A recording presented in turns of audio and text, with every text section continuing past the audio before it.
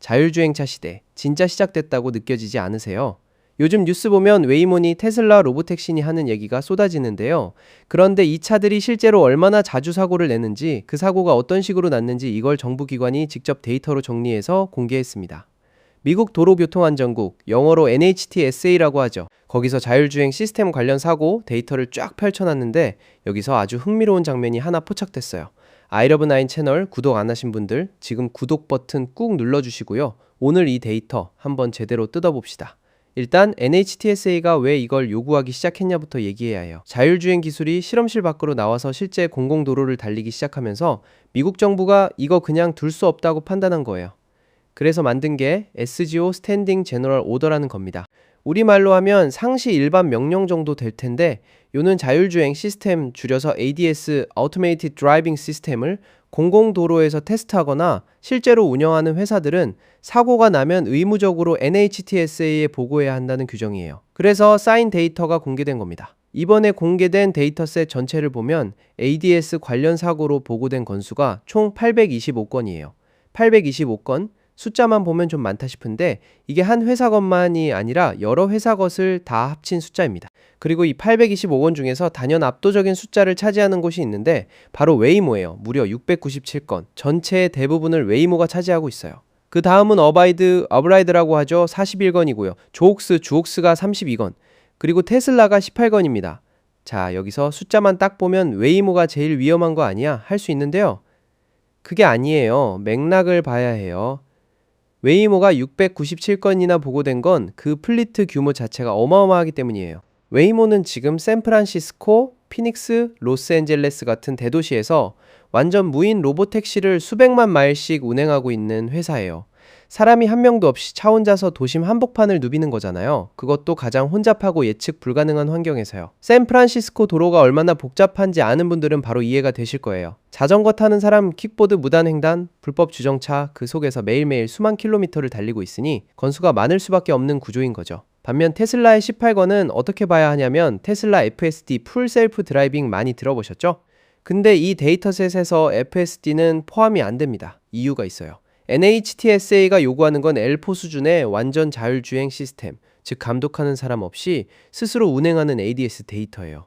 테슬라의 FSD는 현재 기준으로 L2+, 즉 운전자가 항상 주시하고 개입 가능한 상태를 유지해야 하는 반자동 시스템으로 분류되기 때문에 이 보고 대상에 해당하지 않는 거예요. 그러니까 테슬라 18건은 테슬라가 진짜 로보택시로 운영하려고 테스트 중인 비감독 자율주행 차량들에서 발생한 사고만 카운트된 겁니다.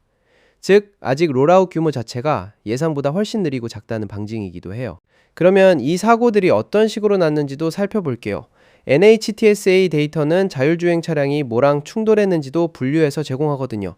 웨이모 데이터를 보면 도심 교통의 특성이 그대로 드러나요. 일반 승용 차량 충돌한 게 229건으로 제일 많고요. SUV가 161건, 대형 트럭과 시내버스도 수십 건씩 있어요. 딱 봐도 복잡한 도시 교통 속에서 온갖 차량들과 맞닥뜨리다 보니 생기는 충돌들이에요.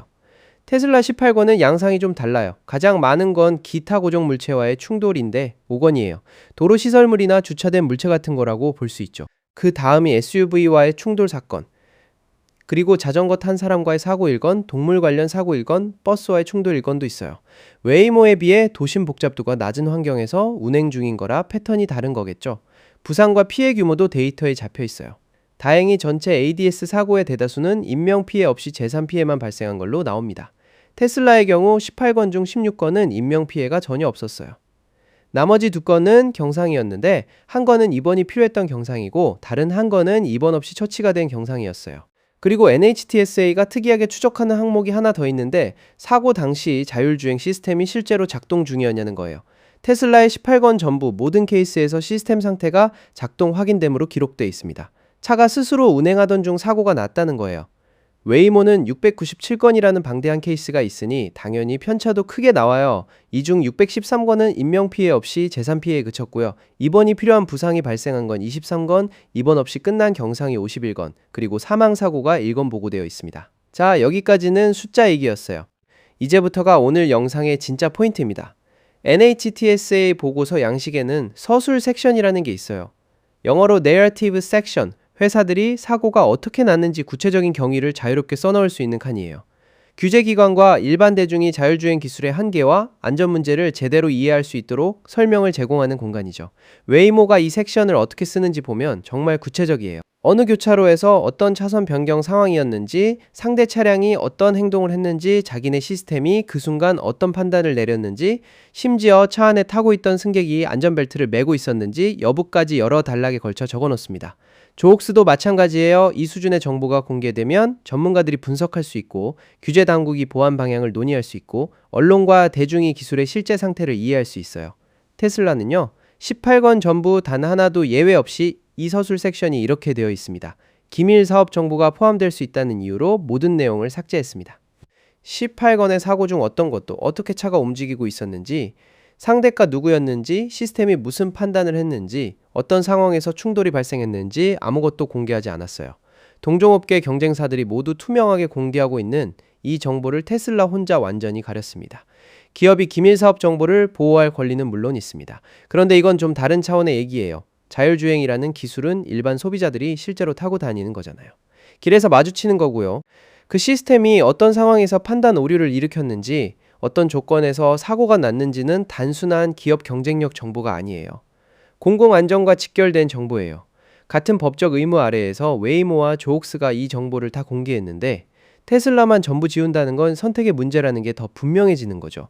이 데이터를 분석한 쪽에서는 테슬라가 엔지니어링 분야에선 강점을 보이지만, 고객 서비스나 대외 커뮤니케이션 쪽에서는 약하다는 평가가 종종 따라온다는 점을 지적하기도 해요.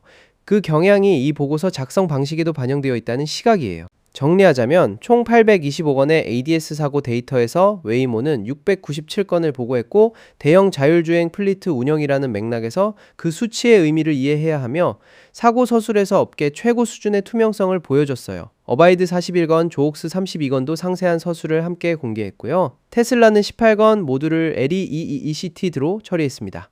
같은 규정 아래서도 어떤 회사가 어떤 자세로 임하는지 숫자 그 자체보다 그 차이가 더 많은 걸 말해줄 때가 있어요. 자율주행 기술은 계속 발전할 거고, 더 많은 회사가 더 많은 차를 더 많은 도시에서 굴릴 거예요.